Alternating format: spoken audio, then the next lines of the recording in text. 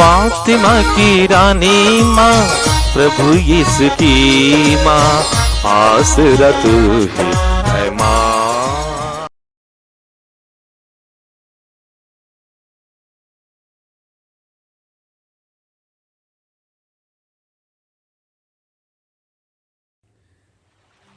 पहला पाठ तिमोथी के नाम संत पौलुस का पहला पत्र, अध्याय 2 पद संख्याएं 1 से 8 तक।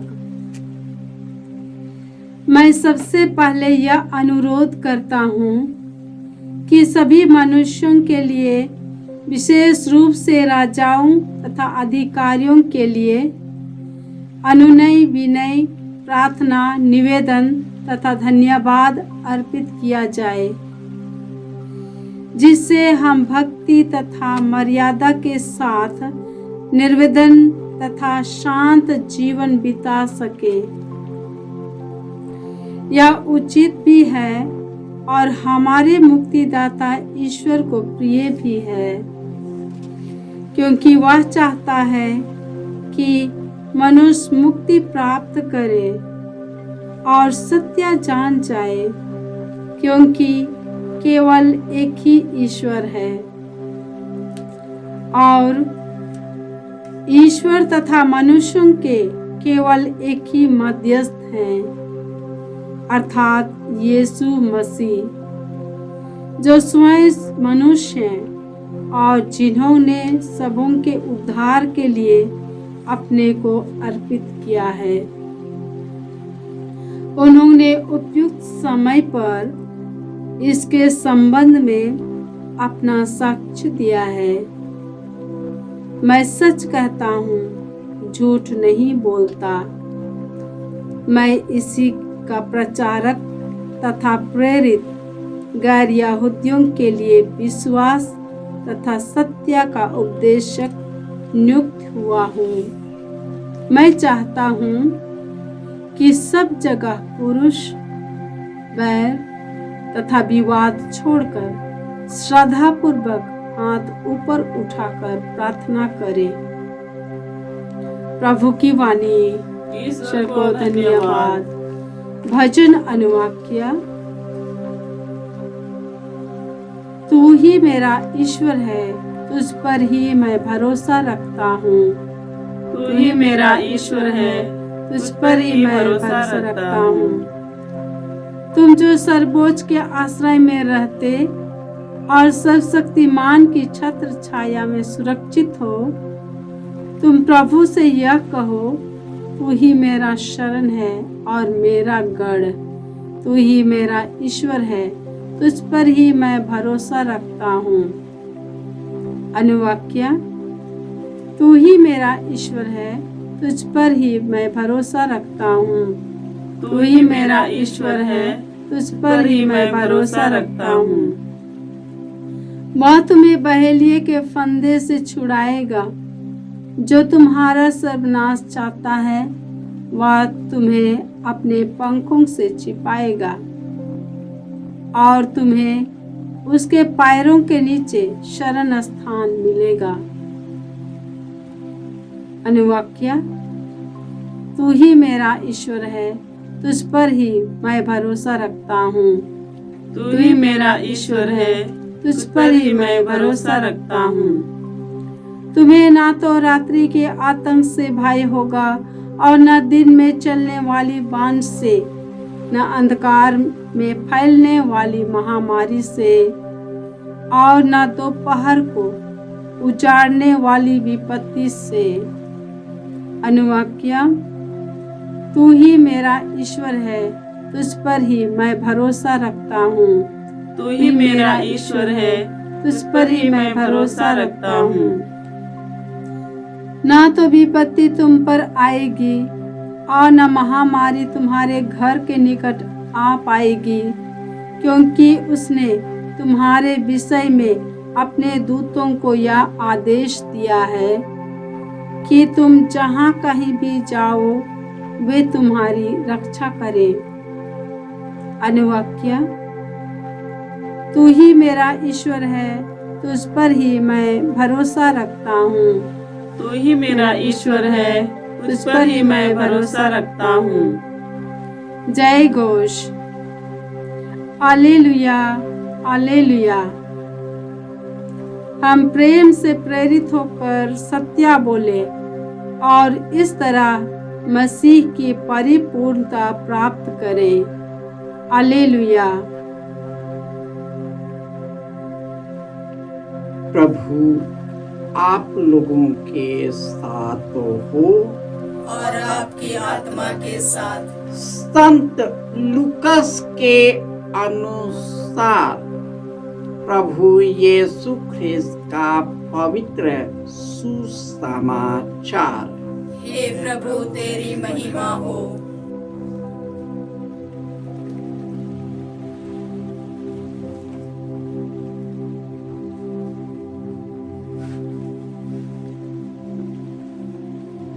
अध्याय 10 पद संख्याएं 1 से 9। इसके बाद प्रभु ने अन्य 72 शिष्य नियुक्त किए और जिस जिस नगर और गांव में वे स्वयं जाने वाले थे वहां 2-2 करके उन्हें अपने आगे भेजा। उन्होंने उनसे कहा, फसल तो बहुत है परंतु मजदूर थोड़े हैं, इसलिए फसल के स्वामी से विनती करो कि वह अपनी फसल काटने के लिए मजदूरों को भेजे। जाओ, मैं तुम्हें भेड़ियों के बीच भेड़ों की तरह भेजता हूँ। तुम ना थैली, ना झोली और ना जूते ले जाओ और रास्ते में किसी को नमस्कार मत करो। जिस घर में प्रवेश करते हो सबसे पहले यह कहो, इस घर को शांति। यदि कोई शांति के योग्य होगा तो उस पर तुम्हारी शांति ठहरेगी, नहीं तो वह तुम्हारे पास लौट आएगी। उसी घर में ठहरे रहो और उनके पास जो हो वही खाओ पियो, क्योंकि मजदूर को मजदूरी का अधिकार है। घर पर घर बदलते न रहो। जिस नगर में प्रवेश करते हो और लोग तुम्हारा स्वागत करते हैं तो जो कुछ तुम्हें परोसा जाए वही खा लो। वहां के रोगियों को चंगा करो और उनसे कहो, ईश्वर का राज्य तुम्हारे निकट आ गया है।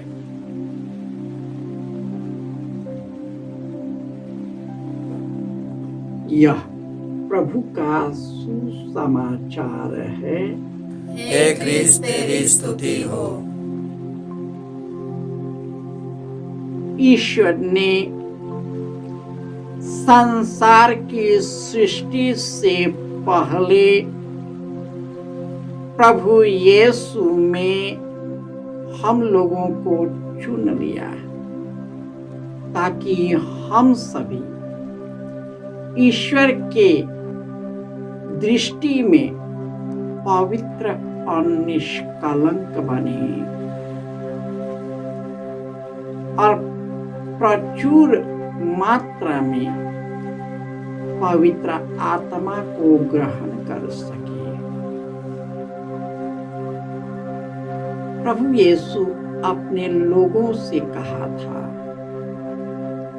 मैं तुम्हें अकेला और अनाथ छोड़कर नहीं जाऊंगा। मैं अपना सहायक पवित्र आत्मा को भेजूंगा, जो सदा तेरे साथ रहेगा। यीशु अपने शिष्यों को चुन लिया। ईश्वर ने जो अधिकार उसे दिया था, सुसमाचार सुनाने का, ईश्वर के राज्य को लाने का,